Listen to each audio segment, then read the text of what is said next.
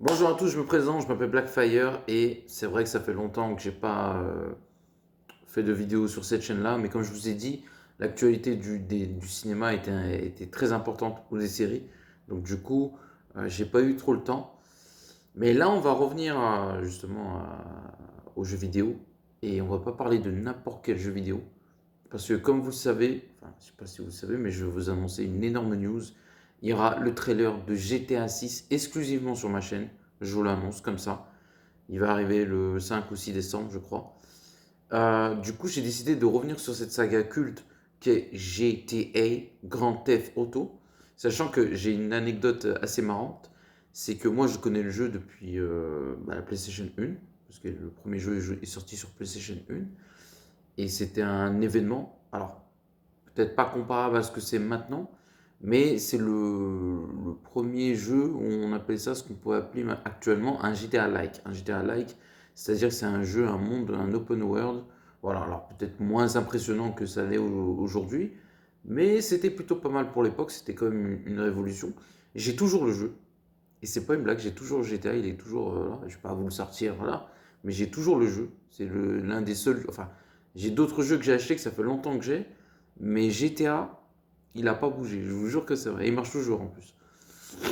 Alors au début, voilà, on est un peu au balbutiement parce qu'en fait, si vous voulez, quand vous jouez au premier GTA, au GTA, Grand Theft Auto, en fait, vous avez les personnages mais en contre-plongée, c'est-à-dire que vous les voyez mais par le dessus.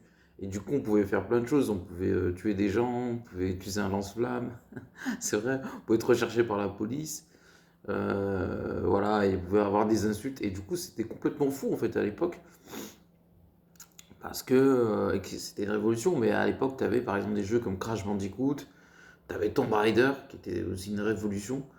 Et GTA, en fait, à l'époque de la PlayStation 1, on avait plein de jeux qui étaient des précurseurs de ce que ça allait être les jeux vidéo dans les années à venir. Et Sony avait fait très fort. Parce que tu avais Crash Bandicoot exclusif PlayStation, Tomb Raider aussi c'était une exclusivité PlayStation. Il y avait quoi encore? Voilà, on avait les Tekken, Street Fighter c'était un peu sur toutes les consoles. On avait Mortal Kombat, GTA. Il y a d'autres jeux, je ne vais pas vous tous les sortir, Bloody Roar, voilà. Et GTA en faisait partie de ces jeux qui étaient une révolution à l'époque, où en fait, voilà, je vais pas expliquer le concept de GTA, c'est très simple. Vous êtes je sais pas comment dire ça, un voyou et vous travaillez pour, on vous appelle. En fait, à l'époque dans le jeu, comme un peu aujourd'hui, mais beaucoup moins révolutionnaire, on vous appelait, vous devez faire des missions, tuer des gens, faire des trucs comme ça. Et j'avoue que c'était très marrant. Et pour une petite anecdote assez drôle, c'est que le personnage, en fait, ça parlait comme ça parlait pas avec des vrais points. Et le gars, il avait un t-shirt jaune et un pantalon rouge. Et je vous jure, moi, le truc le plus marquant, c'est que vous avez un bazooka et vous avez un lance-flamme. Et quand vous cramez les gens, vous voyez que c'est marrant parce que les gens font Ouah ils crient, ils sont en feu et tout, ils se barrent. Et c'est très marrant dans le jeu. Et puis voilà, c'était un délire. C'était assez marrant, c'est un jeu culte.